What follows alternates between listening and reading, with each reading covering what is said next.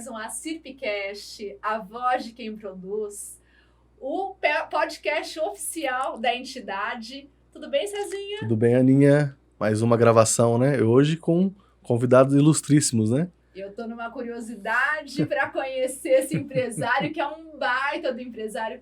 Super bem-vindo, Rice. Uma honra, é um prazer tê-lo aqui conosco. Olá, o prazer é todo meu. Obrigado pela oportunidade.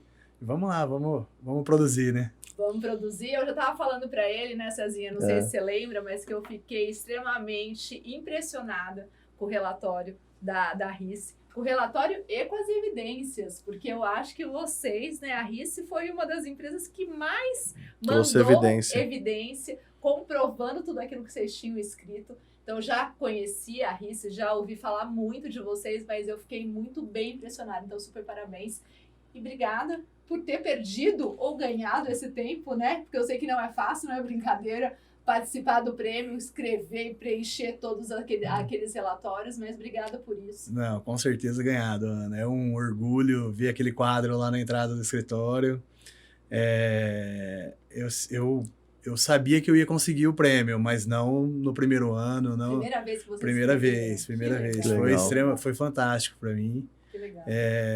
Eu acho que eu tive um privilégio ali do dia que eu falei com o Kelvin. Ele falou, olha, as empresas normalmente não dão valor nas evidências, então valorize as evidências. Então eu acho que eu fui privilegiado ali porque eu juntei meu time e falei, gente, vamos lá, vamos fazer acontecer. E deu tudo certo no primeiro ano, é um orgulho tremendo. Deu certo porque vocês estão muito bem, né? Fazendo a lição de casa, com certeza, muito bem feita. E por isso, a Rice quantos anos tem?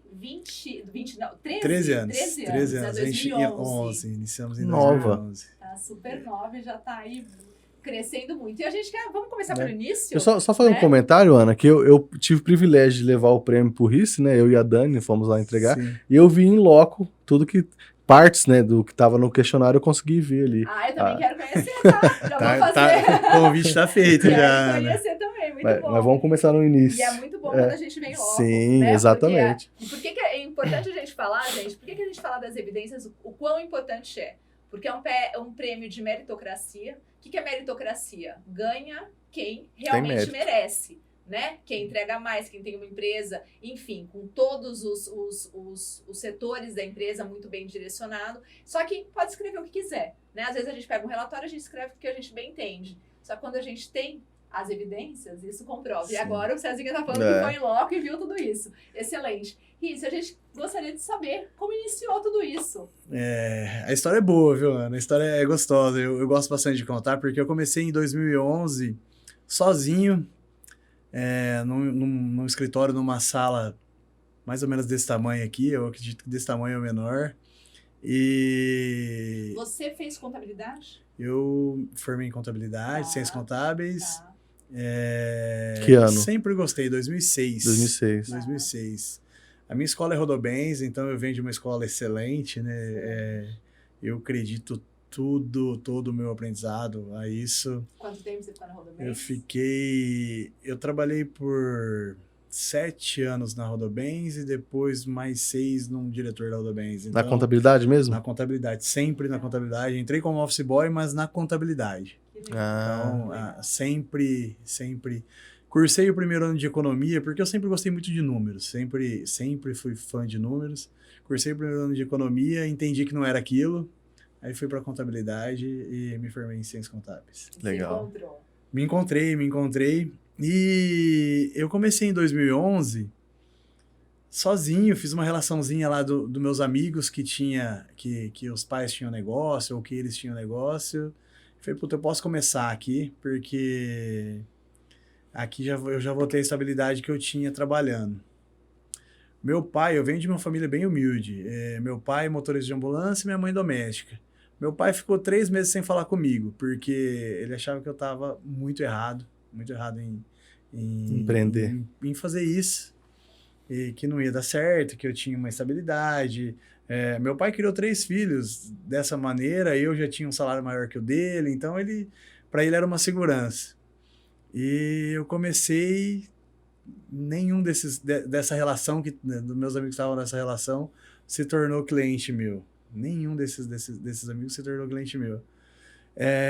Mas hoje eu agradeço muito, porque logo no começo eu tive a oportunidade, acho que com 3 meses de escritório, eu tive a oportunidade de enxergar esse nicho de contabilidade médica, enxergar através de um cliente. Hoje eu tenho uma gratidão enorme por ele, que foi quem abriu as portas para mim, um médico que trabalhava com muitos médicos. E me deu a oportunidade, eu falei, opa, tá aqui. E por um tempo ainda era RICE, assessoria, contabilidade, assessoria empresarial. Por um tempo era dessa maneira ainda. Mas com um ano e pouquinho de escritório, a gente mudou já a logo para RICE Contabilidade Médica e o foco só na área médica. E comecei. Mas o começo foi bem difícil mesmo. Foi um ano ali de bastante luta, de bastante... não tinha resultado, né? Era para manter o escritório. Eu tenho uma colaboradora, minha primeira colaboradora está comigo até hoje. Que legal. E ela conta que ela fez a entrevista comigo, porque quando eu comecei, eu tinha na cabeça que eu tinha que correr atrás. Eu tinha que correr atrás de cliente, do negócio. E não podia deixar o escritório sozinho, por mais que não tinha ninguém no escritório, por mais que ninguém ligava no escritório, mas eu falei, e se alguém ligar? Cadê? Não tem credibilidade. E aí eu contratei eu nunca fui operacional na área de departamento pessoal. Eu sabia operacionalizar fiscal, contábil, mas o departamento pessoal não. Aí eu contratei uma pessoa de departamento pessoal, uma menina do departamento pessoal, para fazer a função de secretária e departamento pessoal. Mas não tinha cliente. E aí, depois de passado um bom tempo, depois da gente ter uma sintonia muito, muito forte, muito boa, ela conta que por alguns meses ela tinha certeza que ela fez a entrevista comigo e fez uma entrevista num supermercado para trabalhar de repositora. Aí ela optou pelo escritório. E aí, por alguns meses, ela tinha certeza que eu tinha errado na escolha. Ela falou, vou perder serviço. Repositora. Não tem cliente, não tem quem atender. Não tem quem atender. Ele vai mandar embora. Daqui a pouco eu tô fora. Minha mãe vinha de Cedral, minha família é de Cedral. Minha mãe vinha de Cedral uma vez por semana, de ônibus, para limpar o escritório para mim.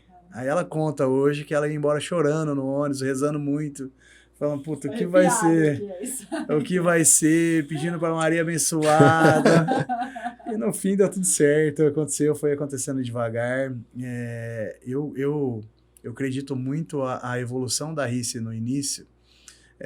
Eu acho que eu tive a habilidade, a sorte de desmistificar um pouco a contabilidade. Como? A contabilidade normalmente ela é muito regionalizada, né? Rio Preto atende Rio Preto, ou Rio Preto e região. Hoje, 70% dos nossos clientes estão em São Paulo, capital. A gente atende a nível nacional. Então, onde tinha médico, eu estava indo. Entendi. Eu posso ter um cliente novo em São Paulo, então eu ia para São Paulo. Eu posso ter um cliente novo... A minha primeira região foi aqui, próximo a Ribeirão Preto e Araraquara, chama Américo Brasiliense. Tive a oportunidade de atender 10 médicos ali. Passei uma semana ali. Para conseguir falar com 10 médicos, fiquei uma semana lá. Porque ia no hospital, aí estava em plantão, não dava, estava em procedimento, não dava. Até que consegui atender os 10 médicos. Desses 10, acho que 7 se tornou cliente. E foi começando a acontecer dessa maneira. E aí vai a indicação. Você sempre foi comercial? Nunca fui. Não? Eu me molhava de suor para sentar na frente do médico no início. Hoje é um prazer, hoje é uma delícia. Eu adoro, é muito satisfatório. Você nunca foi de falar bastante? Nunca, eu sou tímido. De se vender, não, sou tímido, nunca fui. Era luta para mim, mas era necessário. Não tinha como correr disso. Mas eu sempre, eu acho que foi muito tranquilo, porque é um assunto que eu sempre amei. Então, eu nunca fiquei sem nenhuma resposta na frente do médico. Nunca. Então, eu acho que é por isso que acontecia. Mas não era legal para mim. Eu sempre bem tímido, bem... Mas esse começo, a gente... um exemplo legal. Eu atendi um médico que ele já tinha falado com outros contadores. Aí o prazo para abertura da empresa dele, 120 dias, 90 dias, tal. Quando pegava algo muito bom, era 60 dias. E eu ia para São Paulo, ia com a minha maletinha na mão. A gente fez uma... Lá atrás, hoje nem existe mais, tudo digital, né? Mas a gente fez uma folha com uma gramatura um pouco mais grossa para fazer os contratos sociais. Olha que besteira, o contrato social fica na minha gaveta, lá fica arquivado no escritório. Mas a hora que o médico assinava, ele se encantava. Ele se encantava com aquela folha. Então, eu levava aquelas folhas comigo na maleta. Aí eu atendia o médico, eu fechava com ele, eu pegava o documento dele, eu ia no cartório, em São Paulo. Ia no cartório, fazia uma cópia autenticada, que eu precisava para dar entrada na junta comercial. E mandava já para o escritório. O pessoal do escritório formatava toda a documentação, contrato social, mais formulários de junta. Isso era prazo de 2, 3, 4 horas para fazer. Me mandavam de volta por e-mail, eu ia numa gráfica, numa lan house, imprimia, voltava pro médico para devolver o documento dele, já com a documentação pronta para abertura pronta já. Para assinar. 5 horas no máximo. Ele assinava órgão, depois eu voltava para Rio Preto, às vezes não era no dia seguinte que eu ia voltar, tinha mais clientes para atender, mas 2 ou 3 dias eu voltava para Rio Preto, dava entrada na junta comercial, no dia seguinte o CNPJ dele estava pronto. Nossa. Então ele se encantava. E isso foi... de 60 dias a média, 2 você dias. fazia em 2, 3 dias. 2, 3 dias. E aí o boca a boca começou a acontecer. E era legal que às vezes eu sentava na frente do médico lá em São Paulo e ele falava assim para mim, pô, mas você tá longe, como que vai ser? Aí eu tinha a fala pronta. Aí eu acho que foi quando o meu comercial aflorou. Falei, doutor, tem um escritório aqui na esquina, ele já veio aqui te atender? Eu tô aqui te atendendo, eu tô aqui... Então, assim, fica tranquilo em relação a isso. E aí o boca a boca foi acontecendo, chegou um momento que a gente não precisava mais... aliás, eu falo até hoje, de um tempo para cá, as coisas começaram... A concorrência ficou muito maior, as coisas evoluem, e a gente, sim, precisa lutar para vender, mas... A maior parte da nossa caminhada desses 13 anos, a gente foi comprado. Indicação. Meus vendedores... O próprio cliente. Tiravam pedidos. Eles tiravam pedidos. A indicação vem quando tem um bom trabalho. Sim. Só indica que é bom. Sim. Isso é fato. A gente tem muito isso, esse critério, essa linha de análise lá. Quando o nosso NPS sobe... as indicações sobem. O nosso NPS dá uma caída, as indicações começam a cair. Legal. Então, termômetro. É um termômetro fantástico. Ô, Rice, eu lembro que a gente passava na marginal ali da Washington Luiz, eu acho que tinha um escritório seu lá, O segundo escritório foi lá. O primeiro foi? O primeiro foi ali na Brontomé. A Brontomé, não, acho que não é a Brontomé, não. A de trás? Aquela que... Acho que é a Brontomé, aquela que sobe. Isso. A que você sobe tem um monte de coisa. Mas aqui na frente do... Isso, tem o é a Brontomé. regional de eventos. Isso, essa aí. Uma quadra para baixo tinha uma pizzaria. Tinha um centro comercial com várias salas. Embaixo era uma pizzaria. Eu ficava na sala 7 em cima. Era uma salinha dessa, assim, ali. Essa era que minha mãe ia lá. Perto do semáforo ali. Isso, próximo. Primeiro. Essa foi a primeira. Eu não lembro exatamente o endereço. Sim. Mas você sabe que eu tenho o hábito de passar lá sempre? É gostoso passar Essa é a sala pequena que você falou, isso, que é menor que o estúdio aqui. E depois aí eu fui para essa sala na Santa Cruz, que é próximo da Marginal. Quando a gente mudou para essa sala, a gente estava em 6 pessoas. Foi quando a gente mudou. Que ano isso, mais ou menos? Isso foi em 2012, exatamente. Um ano de escritório, o contrato venceu e eu mudei. Já estava certo. Com 6 pessoas. Aí, aquela sala, a gente saiu dali com 27 pessoas. Então, era uma sala grande. Eu acho que eu já estava meio... Vocês ficaram quanto tempo nessa sala? Nessa sala, nós ficamos 5 anos. 5 anos a gente ficou nessa sala. Mas aí, o que aconteceu? A gente começou a pegar salas internas, porque tinha salas do centro comercial interno. A gente começou a pegar a sala lá dentro. Começou, sabe? Crescer lá dentro. A gente saiu com 27 de lá. E quando a gente foi para esse prédio atual, para o primeiro que a gente foi agora, né, para a unidade 1, eu lembro que eu fui... eu tenho o costume de levar meus pais, por mais que eles... Eu falo da chucreza deles, eu acho que a sabedoria deles é imensa. E aí meu pai entrou no prédio e falou, você tá louco? O que você vai fazer num negócio desse? Desse tamanho? Eu falei, pai, preciso. E ele falou, não sei não, hein? Sei não, é muito grande. E realmente, a gente foi para um prédio que hoje tem 110 pessoas. Você conheceu? Uhum. Eu fui com 27 pessoas para lá. Nossa. Eu lembro que o terceiro andar eu fiz minha sala, uma sala de reunião, e sobrou um espaço bom, ali aquele espaço da frente da minha sala, eu falava que ia ser a brinquedoteca da minha filha. Minha esposa estava grávida, então eu falava, vai ser a brinquedoteca da minha filha aqui, quando ela nascer, então... hoje não tem espaço para nada lá, mas eu comecei nessa salinha, essa que legal. Sala. Que legal. Ô Rice, eu queria entender um pouquinho que você falou, né, que veio de Rodobens e que estava estabilizado, até teu pai, né, você citou a questão de, não, como assim, né, vai deixar o certo pelo incerto? O que te levou a isso? Esse desejo de empreender, de sair da estabilidade e viver essa loucura do empreendedorismo? Eu vou confessar, eu sempre tive comigo, assim, como eu venho de uma família realmente humilde, eu sempre tive comigo, assim, que o máximo que eu teria como funcionário seria uma vida melhor que a dos meus pais. Mas eu não iria, sabe, talvez teria uma casa financiada, uma casa boa, mas financiada pela vida toda, um carro talvez bom, mas financiado praticamente pela vida toda, é isso que eu conseguiria como funcionário. É o que eu tinha na minha cabeça. E que a chance como empreendedor seria de 50%. 50% de eu dar certo e mudar a minha vida, e 50% de dar errado e ter que voltar a ser funcionário. Mas escritório eu nunca sonhei na vida inteira. Nunca. Porque a hora que a gente fala da parte técnica contábil, eu sou apaixonado por contabilidade, mas eu odeio fiscal. Eu odeio fiscal, eu não gosto de fiscal, legislação. E o escritório contábil ele é muito mais fiscal do que contábil. Sim. Ele é muito menos gerencial, muito menos relatório do que... Então eu nunca sonhei, nunca desenhei para minha vida ter um escritório. E aí, eu vou confessar que assim, eu não tinha outra oportunidade. O que eu posso fazer? Eu não sei. Eu ia abrir o quê? A única coisa que eu poderia abrir era um escritório de contabilidade, não tinha outra... E aí eu abri o escritório de contabilidade. Eu acho que foi legal que talvez eu tinha um espírito empreendedor que eu unia ao escritório, isso. sabe? É tão legal que se você viver um pouco dentro do nosso dia a dia, você vai ver que ninguém chama o escritório de escritório. É empresa. Então, assim, não, a empresa assim, aqui na empresa é assim. Então, assim, eu nunca... nada contra o escritório, mas eu acho que o escritório, ele era...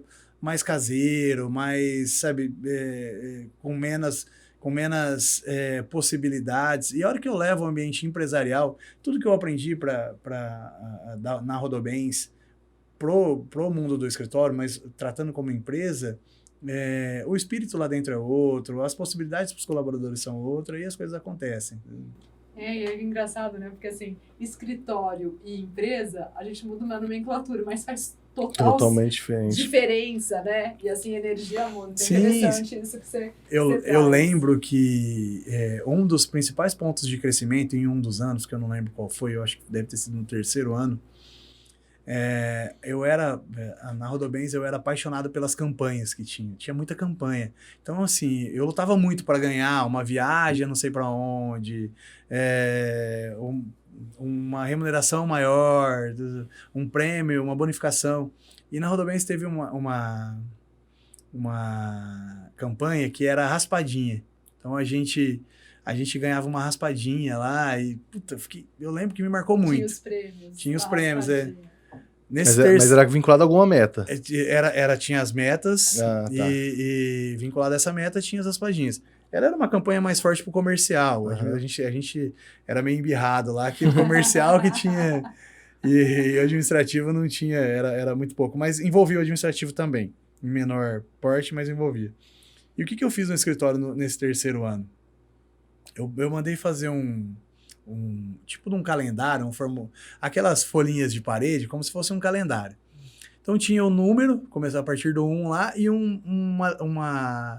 uma linha abaixo, onde abriu uma empresa, eu colocava o nome da empresa, destacava a folhinha. Abriu a segunda e colocava, e tava lá, explícito atrás da minha mesa. E a minha mesa ficava ali junto com o time, a gente era em 7, 8 pessoas, e aí eu desenhei uma campanha que se a gente abrisse 20 empresas no mês, tinha uma raspadinha para cada colaborador, de 100 a 300 reais e uma de 1.000. E teria uma de 1.000 no meio. Se a gente abrisse 30 empresas, era de 200 a 400, uma de 1.500 no meio, e assim por diante. Foi impressionante, porque assim, eu abria 5, 6 empresas por mês. A gente passou a abrir 20, 30, 40, 50 empresas assim, sabe? Foi muito impressionante, sabe? O quanto a equipe entrou no espírito e o quanto era legal, sabe? O quanto foi bom para todos isso. E veio da Rodobens. Legal. Não só da questão do resultado, né? Lógico, o resultado é importantíssimo, mas a integração, engajamento, sim, né? A vontade de fazer parte. Sim. E, lógico, ganhar também. O Riz, conta uma coisa para nós. Os seus primeiros clientes aí falou da questão da distância, né? Colocou uma barreira na questão da distância, né? E você tinha o argumento de estar sempre próximo, mas com a quantidade de clientes aumentando, não é possível estar próximo. Quais foram as inovações que você fez? Porque para mudar justamente essa questão do escritório tradicional para uma empresa inovadora que eu vejo vocês, né? Eu acho que tem, nesse caminho, tem atitudes assertivas, tem algumas que hoje eu reconheço que não foram tão assertivas, e eu fui criando estrutura realmente sempre, se você entrar na empresa hoje, você vai ouvir, pegar o cliente no colo, Então, assim, a nossa preocupação é 100% na qualidade do atendimento do cliente.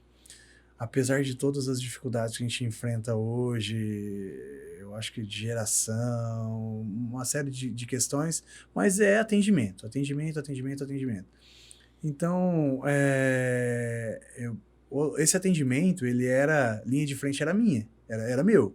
Então, o cliente ligava para mim sempre, porque eu que fui lá, sentei na frente dele, atendi ele, troquei mensagem com ele, então era meu. Em determinado momento, deixou de ser meu, porque no começo eu ia passando para o time atender. Depois, já não era mais só eu que estava abrindo esse cliente, já tinha uma pessoa me ajudando. Aí não era só eu. E esse cliente que ligava para mim, eu também conseguia repassar. Mas eu tinha uma pessoa ali de confiança, que eu tratava como comercial/atendimento. Hoje, nesse time, eu tenho 40 pessoas. Nossa. Hoje, nesse time, que a gente trata como porta de entrada. Trata como relacionamento, mas o médico, ele tem o percentual de atendimento pelo WhatsApp hoje é acima de 90% que a gente faz. E a gente já criou app para ter um atendimento mais personalizado. Não adianta, ele quer o WhatsApp, é o WhatsApp. Então, a gente investiu em ferramentas de WhatsApp para conseguir ter controle e atendimento. Mas hoje não me agrada mais esse atendimento. A gente está numa mudança operacional muito grande. O escritório, ele sempre foi desenhado departamentalizado. Então, eu tenho lá o departamento contábil, eu tenho o departamento fiscal, DP, relacionamento. E meados do ano passado, a gente já está com 80% da implantação concretizada. A gente a gente mudou a operação, onde um colaborador atende 100% o cliente. Então, ele faz DP, ele faz contábil, ele faz fiscal, e a gente criou uma carteira para esse colaborador. Então, a gente esse colaborador ele tem capacidade de atender 100 clientes, então ele atende 100 clientes total. Então, a gente começou a criar células, com uma pessoa do relacionamento e uma pessoa da operação, só. Por quê? Eu comecei a ouvir de cliente que ele não sabia com quem falar mais no escritório. Vai passando de um para o outro. Ele tinha uma dúvida. Sim, ele tinha uma dúvida no contábil. Ele tinha uma dúvida, ligava, a atendente falava: isso é contábil. Aí passava pro Zé do contábil. Aí ele tinha outra dúvida, isso é emissão de notas. Aí passava para Maria da emissão de notas. E assim por diante, fiscal, tal. Então, assim, ele não sabe com quem ele fala. Hoje não, hoje ele fala sempre com aquele atendente, sempre. Como se fosse um gerente de relacionamento. Exato, né? exato. Igual do banco, gerente de conta. Então, assim, o tempo foi mudando pra gente, né? Hoje a gente está trabalhando muito tecnologia, muito. Então, essa possibilidade de trazer para uma pessoa fazer toda a operação foi por conta de tecnologia, de software mais robusto, software mais com uma facilidade de operação. É legal para o colaborador porque ele ganha também, ele ganha conhecimento, ele se desenvolve. E pro cliente era necessário. Que é mais fácil. Então, assim, a gente está nessa fase de tecnologia mesmo. Sabe? E assim, a 2013, você já começou a captar clientes fora de Rio Preto. Eu lembro que esses sites de contabilidade digital que tem por aí, Contabilizei e alguns outros, eu acho que foi bem depois desse ano, né? Assim, então a gente está falando com um dos pioneiros dessa contabilidade digital. Não, foi, mas e assim, na verdade, César, até hoje a gente não é contabilidade digital. Assim, não é, mas é... É porque, assim, qual que é a grande diferença? A grande diferença, e eu até visualizo talvez uma necessidade de me tornar mais híbrido. Por quê? Hoje o nosso foco é assim na qualidade, no atendimento, e o que a gente vende e entrega para o médico? Tranquilidade. Eu faço tudo. Doutor, eu emito tua nota, eu faço o cadastro, eu apuro teu imposto, eu envio a guia, eu faço teu imposto de renda, eu busco teu documento lá no banco, eu entrego teu documento na prefeitura, eu faço tudo. Ao contrário das contabilidades digitais, onde ele tem um custo muito menor que o meu. Só contabiliza as notas, né? Mas ele tem que fazer tudo. Ele tem que emitir nota, ele tem que subir no portal, ele tem que ir lá buscar o DARF dele, ele tem que fazer tudo. O médico mais de uma geração anterior, ele quer tranquilidade. Mas o médico da geração atual, eu não sei se ele quer essa tranquilidade. Aliás, eu sei que ele prefere ele usar o app lá, fazendo. Ele pode ter opção, né? Para ele realizar as coisas. Não, mas ele pode ter opção. Mas de uma forma prática e rápida. Sim. Então, hoje, eu já visualizo o meu negócio mais híbrido.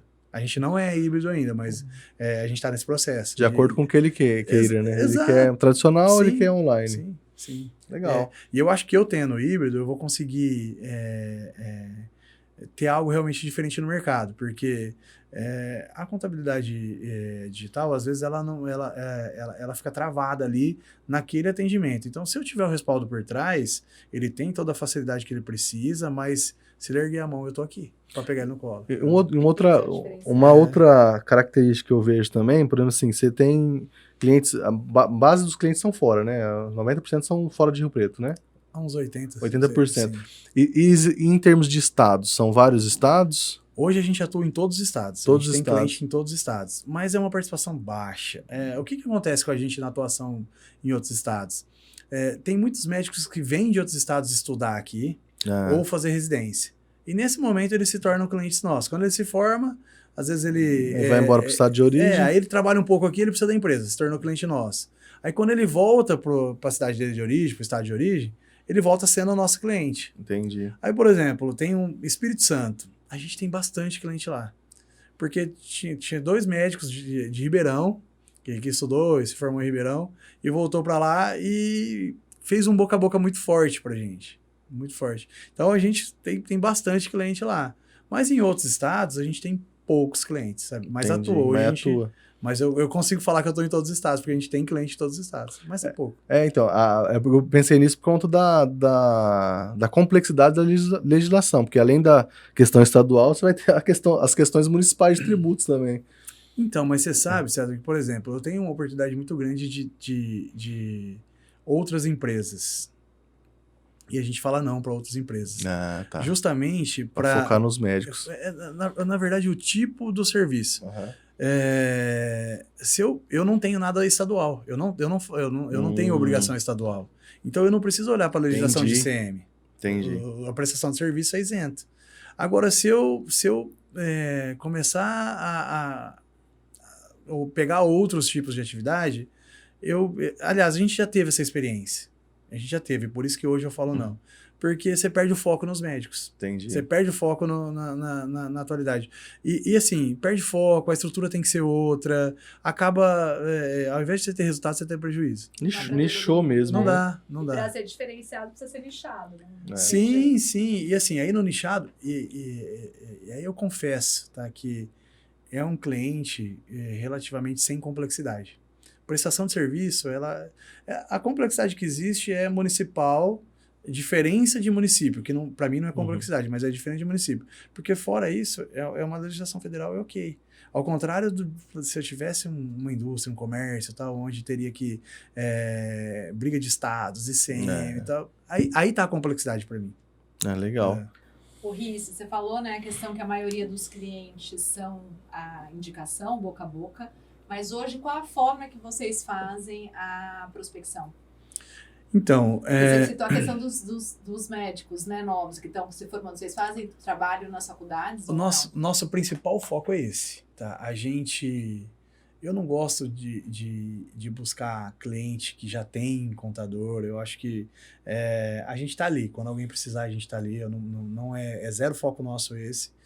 E o foco principal são faculdades e hospitais com residências. Porque esse cliente ele está entrando para o mercado agora. Esse cliente ele tem a necessidade. Ele precisa do meu serviço. Então, ele só não vai fechar comigo se realmente ele não gostar da gente. Porque eu falo, a gente costuma fazer um trabalho, um foco de uma aula. Eu faço uma aula de introdução ao mercado de trabalho, normalmente para formandos de medicina. Ah, que legal. Então você já tem esse mecanismo aí para conhecer. Sim, a comunidade. Inclusive, sou eu que vou lá fazer essa. Legal, Eu gosto de fazer essa. Legal. E aí, normalmente, a gente faz lá para 100 formandos.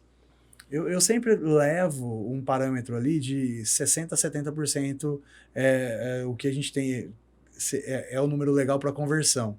Por quê? Tem o formando ali que o pai já tem empresa, já tem confiança em tal contador. Tem o formando ali que o tio é contador, que o amigo é contador. Então, esse cara vai para esse, é fato. Tá certo?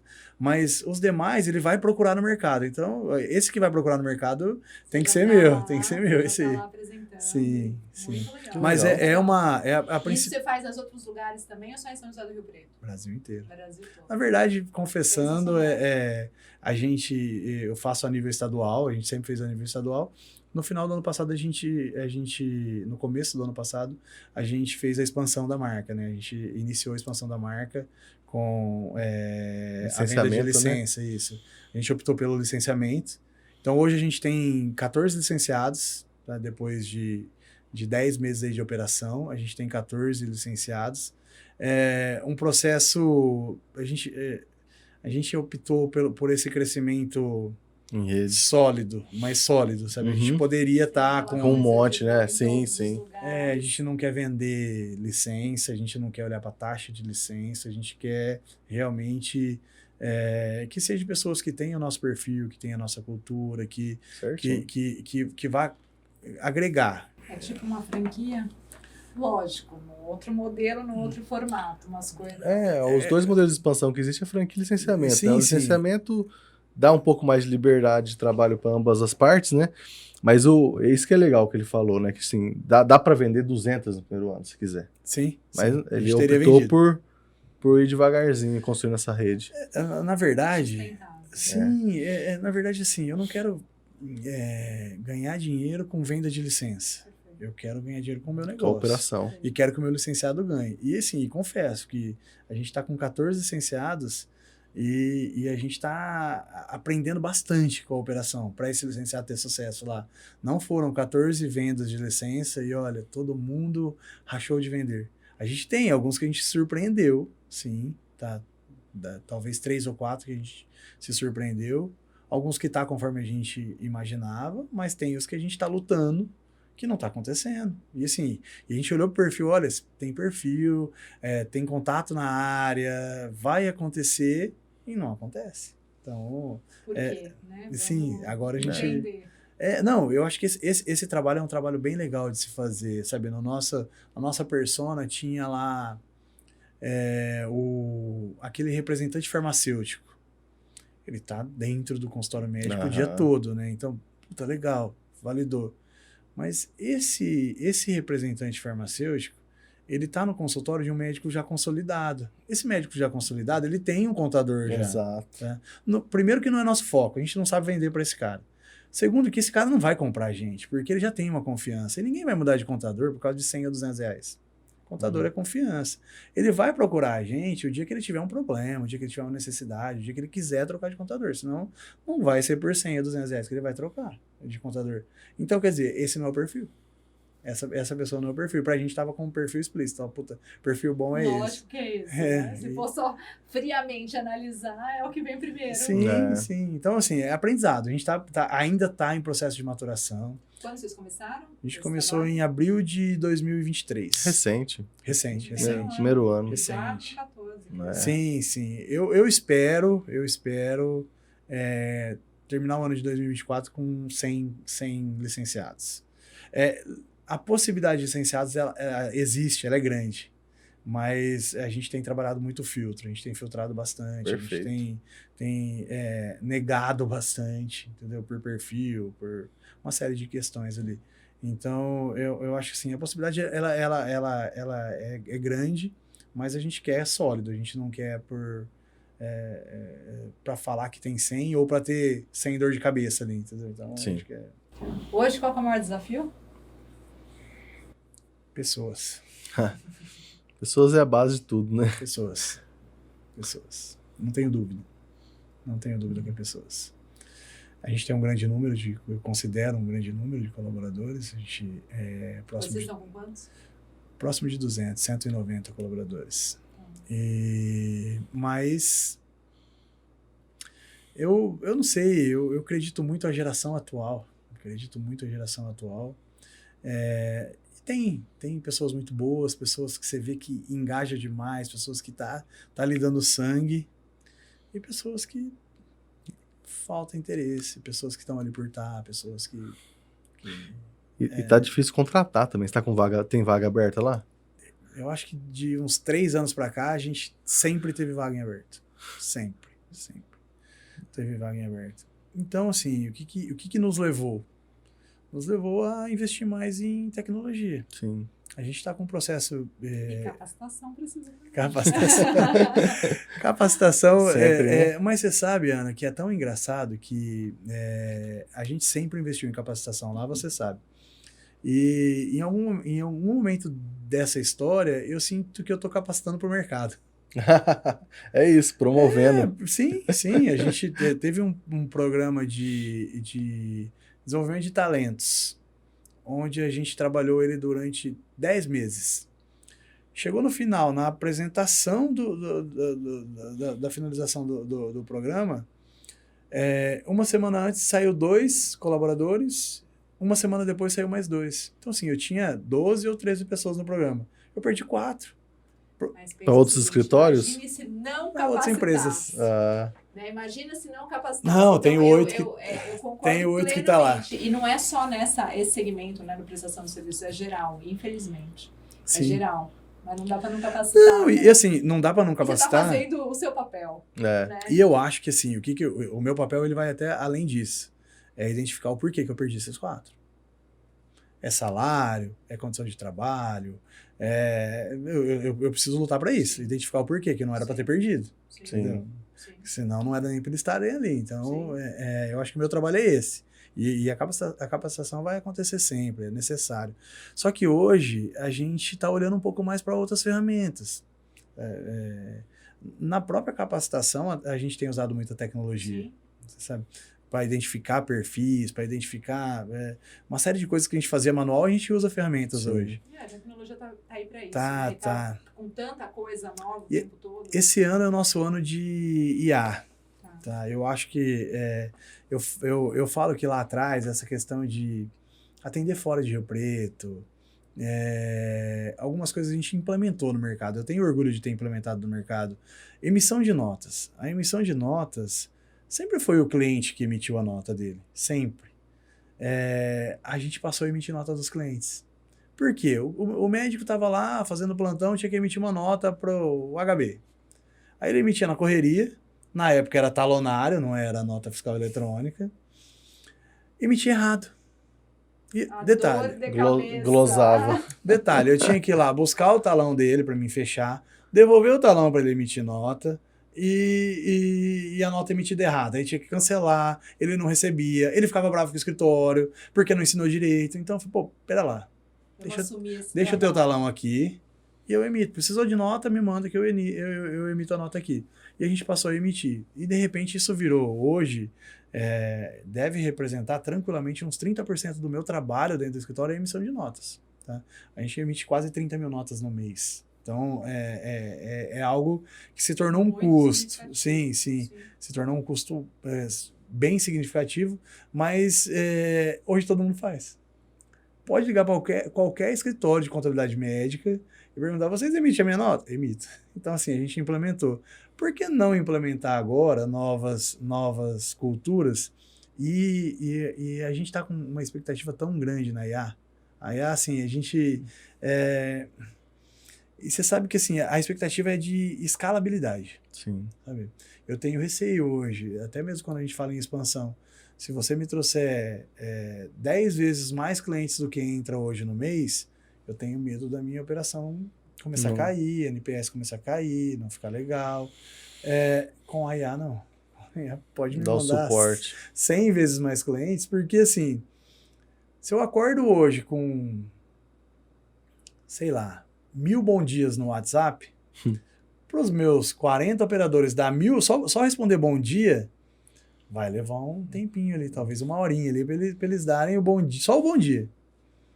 Aí ia dar em um segundo para todo mundo, bom dia. Para todo mundo. Ela atende 1000 simultaneamente. Sim. Eu não consigo fazer isso. Então, assim, a expectativa está grande, está bem grande. Talvez em suprir um pouco dessa dificuldade com pessoas, dessa dificuldade que a gente vivencia hoje. Eu acho que toda a minha expectativa está em tecnologia. Tá? Então, hoje o holofote está para tecnologia, óbvio, além de pessoas também. Sim. Pessoas acho que nunca vai sair, né? Nunca vai sair. Mas a tecnologia eu acho que tem a possibilidade de nos trazer... agilidade. Segurança, né? Agilidade e resultado, eu acho.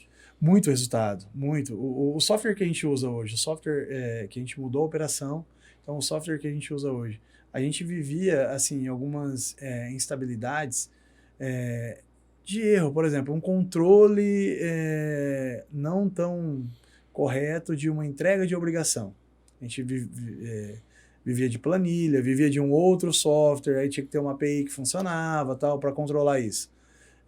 O software atual ele tem uma auditoria tremenda sobre isso, onde ele só valida com o recibo de entrega no órgão da obrigatoriedade.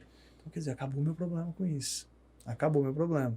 E é tudo automático, toda automação. Ele pega o recibo, ele busca o recibo, ele joga para dentro do software e ele baixa a obrigação.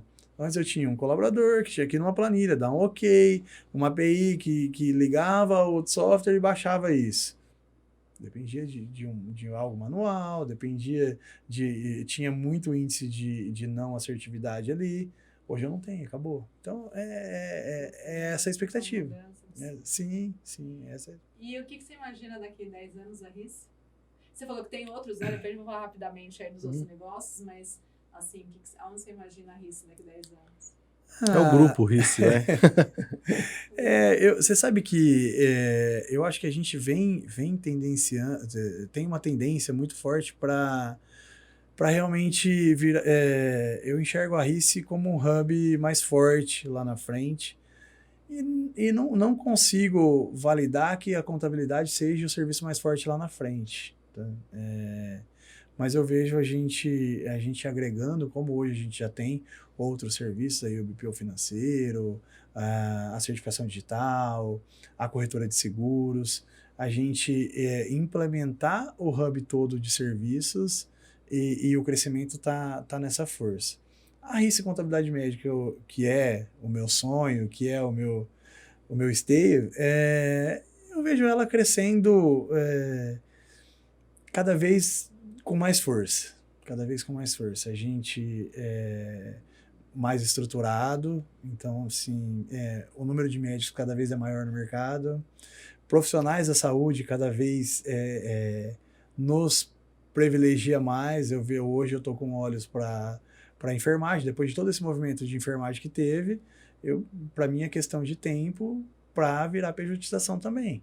Então, mais um profissional que para mim, ele é idêntico ao médico, é o mesmo cliente para mim. Podem atender sem mudar nada.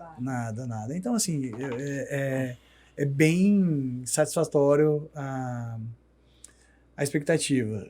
O que eu tenho de medo em relação a isso, contabilidade? Governo. A gente fala de reforma trabalhista. Isso que eu ia entrar. A reforma tributária, principalmente. Por Tributária. prestador de serviço. Se a gente fala de reforma tributária, isso pode ser um fantasma pra gente. Não acredito que vá mudar o cenário com essa reforma tributária, mas falando em 10 anos, pode ser que tem como fala, período de transição que eles falam, né? Vai ter esse período de transição e inicialmente estava ficando muito ruim pro setor de serviço, né? Sim. Mas melhorou bem depois das alterações, melhorou bem. Mas é o cenário que talvez é o meu fantasma, pode ser esse. Entendeu? Porque eles iam igualar lá, se não me engano, a CBS, né? Que seria o municipal e o estadual, tudo junto pro prestador de serviço. Sim. A gente não paga ICMS e ia começar a pagar. Sim. Eles tiraram isso aí. A gente estava elevando para 25. Quase 30. Meu Deus. Quase 30. Que loucura. Seria nosso governo. Seria melhor pagar IR pessoa física. Na verdade, com a correção, né? Eu falo governo, mas na verdade é o Estado, né? É o Estado nosso que nos presenteia com mais imposto. Ô Rice, você falou um pouquinho aí de nicho, né? Do nicho médico, aí você começou a falar da enfermagem. Vocês ampliaram um pouquinho o leque, assim, para profissionais de saúde, dentistas? Na verdade, a nossa área é profissional de saúde. Ah, tá. Assim, hoje a gente tem bastante dentistas, hoje a gente tem psicólogos. Tem muita coisa. Tem. Oceano Azul. Incrível. Não, é legal, a área é bem legal. É que assim, hoje também, eu vou ser sincero, dá uma volta aqui em Rio Preto que você vai ver a quantidade de contabilidade médica que tem. Tem muita. Tem bastante. Eu nunca percebi. Eu também não, só tinha vocês. Tem bastante. Sério? Mas vocês foram os pioneiros? Eu não sou o primeiro, não, em Rio Não? Preto. Não sou o primeiro em Não? Rio Preto. Já existia. Mas aconteceu bem legal pra gente. Bem forte, que legal. Bem forte. O Rice, a gente lendo, né, a matéria que você fez na revista da CIRP, você frisa muito a questão da cultura. Verdade. Que isso me parece que é muito forte na Rice. Eu queria que você falasse um pouquinho sobre isso. Eu acho que é um tema bem legal pra gente falar, porque é um tema de momento pra mim também. Tá? Eu sempre tive muito próximo dos meus colaboradores e sempre levei...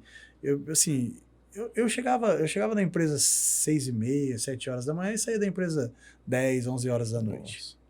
Isso mudou depois que eu tive uma filha. Eu achei que não fosse mudar nunca na minha vida, porque sempre foi muito prazeroso, mas o meu prazer maior hoje é minha filha. Sim. Então, isso mudou depois. Hoje, das 6 horas, eu tenho vontade de ir embora na hora, mas é por conta da minha filha.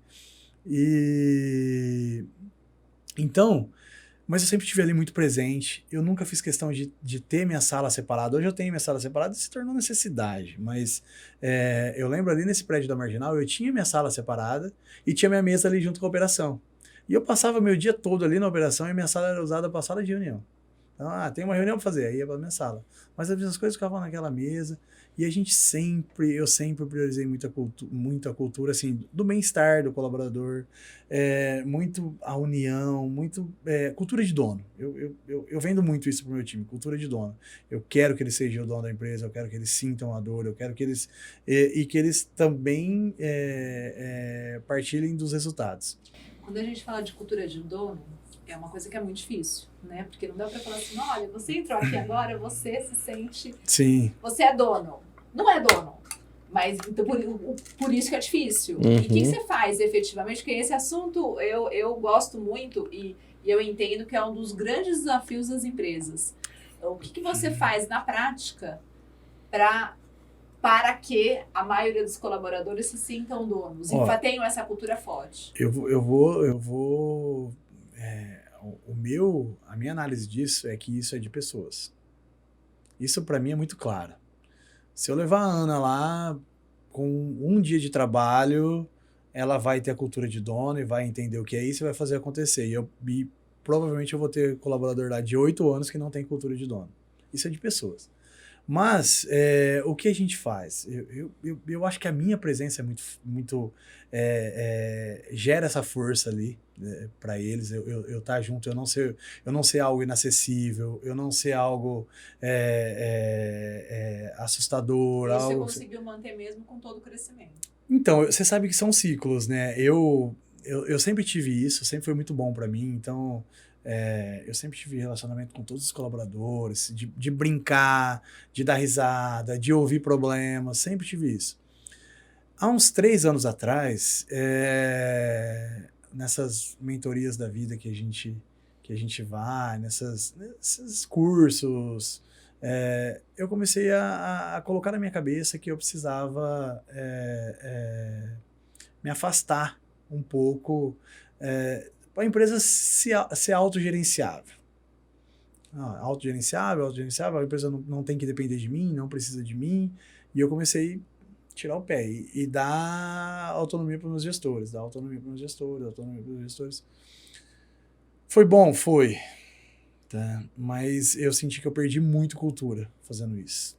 Eu perdi muito a cultura interna do time fazendo isso. Esse é o grande desafio. E hoje eu dou um passo para trás. Hoje eu não passo 1 hora por dia dentro da minha sala. Então, tem dia que eu tô na recepção, tem dia que eu tô na emissão de notas, tem dia que mas eu tô ali na operação. E tem sido muito importante para mim, porque tem sido muito importante para correções, tem sido muito importante para engajamento do time, tem sido muito importante para a retomada dessa cultura. Entendeu? Tem sido muito importante mesmo essa presença. Eu acho que para mim o principal é isso, sabe? Não tem como não estar ali. Esquece, eu posso sair viajar 15 dias hoje, não tem problema nenhum, 1 mês. Posso ficar 1 mês fora, a minha empresa vai continuar, pessoas extremamente capacitadas lá para resolver tudo que precisa resolver, mas não dá para isso ser mais que 1 mês, não dá para ser mais que 15 dias, não dá para, sabe, tem que ser aquele momento, é pontual, não dá para, olha, eu tô me afastando cada vez mais, então eu acho que isso é o principal ali para a cultura. Perfeito. Perfeito. E você também citou bastante, eu já vou deixar você falar, tá sozinha, a questão do INPS. Né? Então, eu queria que você falasse um pouquinho o INPS, como vocês fazem, em que momento vocês fazem, se fazem isso constante, e o que vocês fazem com o resultado também, né? Porque isso é importante. Legal, o INPS saiu nota X. Tá, mas plano de ação depois, né? Isso? Hoje a gente não tem um trabalho muito forte em cima disso. A gente está dentro de uma implantação lá. A gente obrigatoriamente, até mesmo pela questão da ISO, a gente tem que medir, a gente tem que fazer pesquisa, mas a gente chegou à conclusão, no início do ano passado, que essa medição ela não era legal pra gente. Ela era uma medição falha. Então, eu disparo a pesquisa para clientes. Isso logo depois que entrou? Periódico. Não, é periódico. Mensal eu mando X número de clientes. Sei lá, 500 clientes por mês. E aí a gente tabula isso para chegar. E se tem alguma crítica ali, esse já é tratado de imediato, já vai para comitê, mas a gente olha ali. E a gente está numa implementação, a gente entendeu que o NPS ele é bem mais complexo que isso. Então, a gente está olhando outras ferramentas, a gente tem aquela questão de terminou um atendimento no WhatsApp, mandar pós-atendimento por telefone também, agregar a nota. Aquele cálculo do NPS, que é um cálculo complexo e detrator, na verdade, né? Um ali joga o número muito para baixo. Eu não tinha conhecimento, a gente fazia de uma forma tradicional ali. Então, assim, não é algo que eu tenho ainda legal dentro da empresa. A gente está em processo de melhoria. Sim. Perfeito. O que eu queria perguntar, na verdade, a gente estava chegando próximo a 1 hora de programa, né? Então, a gente caminhando por fim. Duas linhas, né? Primeiro o seguinte, se o prêmio ACIRP trouxe algum algum insight, se você lendo lá os questionários, trouxe alguma questão de vou implantar isso ou não, que o prêmio, na verdade, é um diagnóstico, né, Ana? Ele é um diagnóstico. E depois, se der tempo ainda, você falar como que vocês passaram a pandemia, como que foi esse período. Sobre o prêmio, eu acho que o principal ponto ali do questionário pra gente foi ESG. A gente eu já estava tendo questionamento interno sobre ESG. A gente faz, se tem algo que a gente gosta de fazer ali, a parte social a gente faz, a gente tem bastante ações, mas a gente nunca registrou isso, a gente nunca levou como deveria. E aí eu comecei a ter alguns questionamentos sobre o ESG, tava lendo sobre o ESG. A hora que veio o questionário da CIRP, eu falei, vou perder isso aqui porque eu não tenho implantado ESG. E aí a gente contratou uma consultoria logo após o questionário, e hoje a gente tem implementado o ESG. Hoje existe o ESG dentro da empresa. A gente tá em processo de implantação, mas já existe.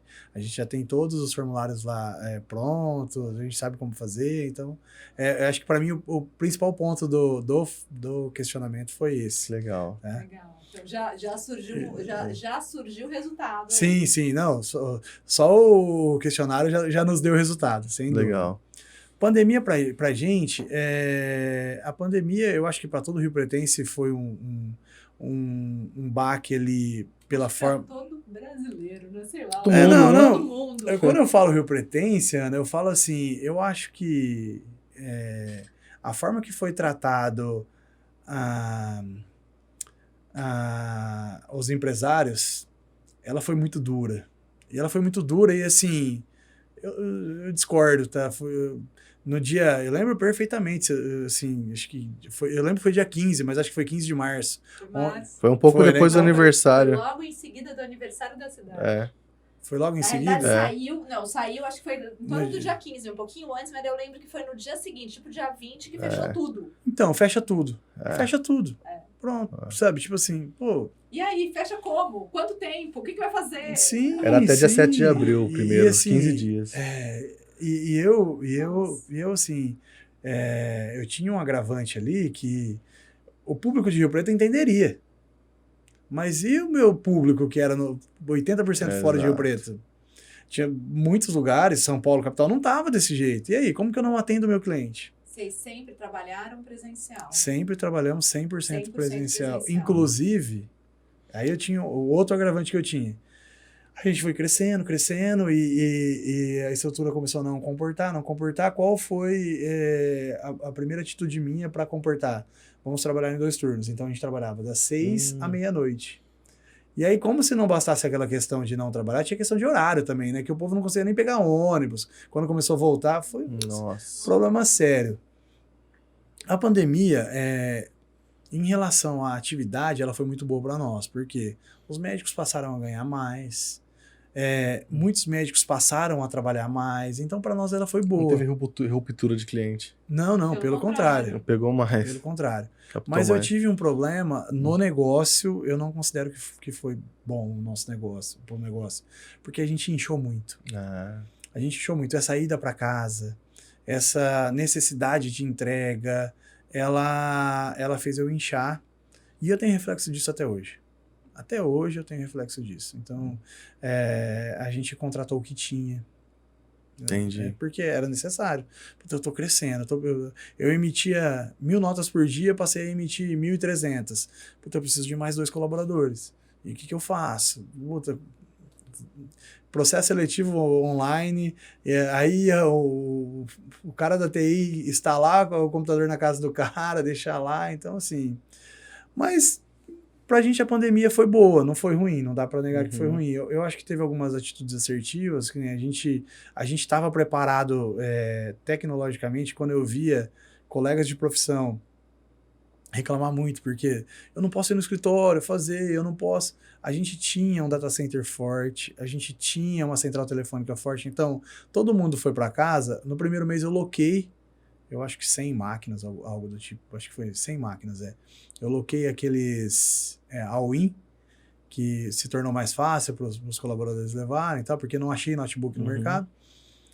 E todo colaborador, então, tinha a máquina, ele acessava o nosso servidor de casa, e tinha o telefone, que a nossa central telefônica era IP, então ele tinha o telefone. Então, assim, a nossa operação rodou normal. E eu tive a sorte de, no segundo mês, comprar essas máquinas, porque durou um tempo pra gente voltar, né? Voltou com aquelas restrições, com aqueles problemas. Eu fui multado na pandemia, porque... Tava trabalhando? Não, porque não tinha o espaço necessário. Bom... A questão das... mediram lá... distanciamento. Mediram lá o distanciamento, tava dando 10 centímetros lá de diferença e eu fui multado. Mas foi tudo que a gente passou ali na pandemia. Mas no final, eu acho assim, eu não tenho nada para reclamar, não perdi nenhum colaborador, não perdi nenhum familiar. Graças a Deus, e o negócio continuou forte. Então, soubemos passar, fomos abençoados aí na pandemia, por tudo que aconteceu. Hoje vocês estão 100% presencial ou não?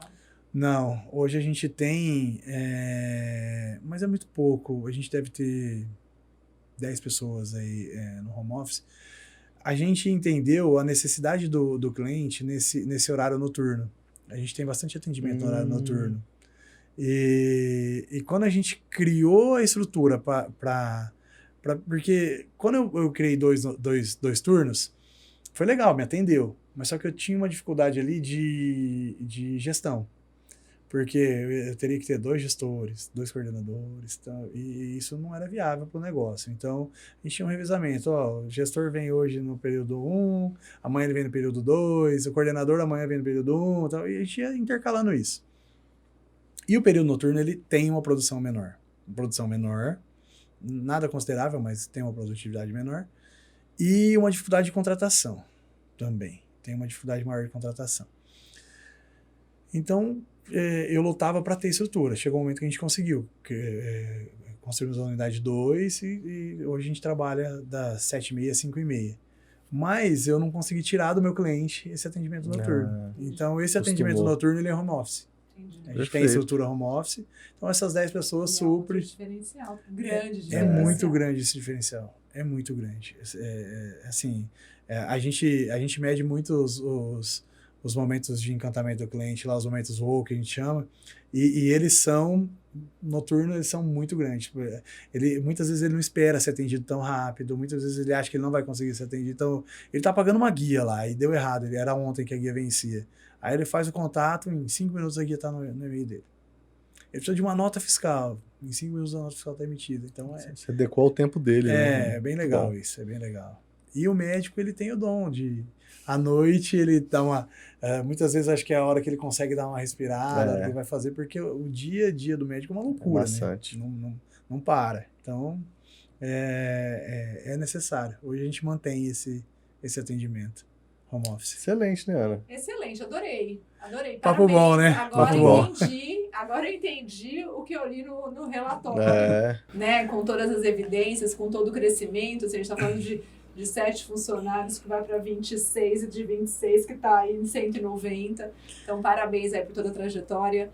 13 anos incríveis, né? Assim, e você fazendo... Felizes. E aí a gente entende por você, né? A questão do empreendedor que você é, de todas as... E principalmente a cultura forte aí, estando presente, não deixando, eu preciso estar lá junto com todas as operações e fazendo com que todo mundo tenha a cultura de dono, que é tão importante e necessário, só assim que a gente cresce. Sim. Obrigado, Ana. Obrigado. Vou esperar a tua visita, hein? O César já foi. Com certeza, quero conhecer. Parabéns, é uma empresa que é referência aqui em São José do Rio Preto. Né, e quando a gente conhece, né, como a gente conheceu tão intimamente no sentido do questionário, de gestão, né, o que vocês colocaram realmente é de... Falei, eu estava ansiosa por esse momento para conhecer e te conhecendo, assim, super parabéns mesmo. E compartilhe isso, porque eu acho que esse compartilhar, né, de grandes empresários faz com que todo mundo cresça e aprenda. É inspirador, né? Você sabe que eu não sou muito de...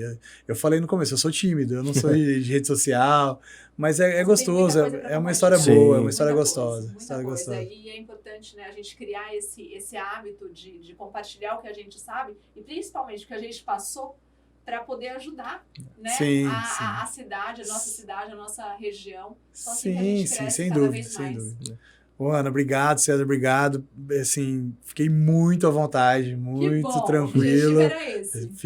Fiquei, acredito que ficou bem legal o conteúdo, Sim. porque foi papo bom mesmo. Obrigado, Delícia, viu? delícia. Se deixar, a gente fica o dia inteiro aqui, né, Ana? E aprendendo, né? O que eu Exato. aprendi hoje com você não é brincadeira. Não viu, só, Ulisses? não Obrigada. só vocês, eu também. Muito obrigada. Parabéns, Obrigado, viu? obrigado. Pode ser. Vamos lá, então terminando mais um podcast, hoje com o Rício, ganhador do prêmio da CIRP, uma empresa que está crescendo e vai crescer cada vez mais. Então, importante vocês falarem que estão gostando, que não estão gostando, assim a gente vai cada vez mais melhorando. E compartilhem, falem o que vocês acharam, porque é assim que a gente cresce e aprende, né, Cezinha? Exatamente. Até a próxima. Até a próxima, pessoal.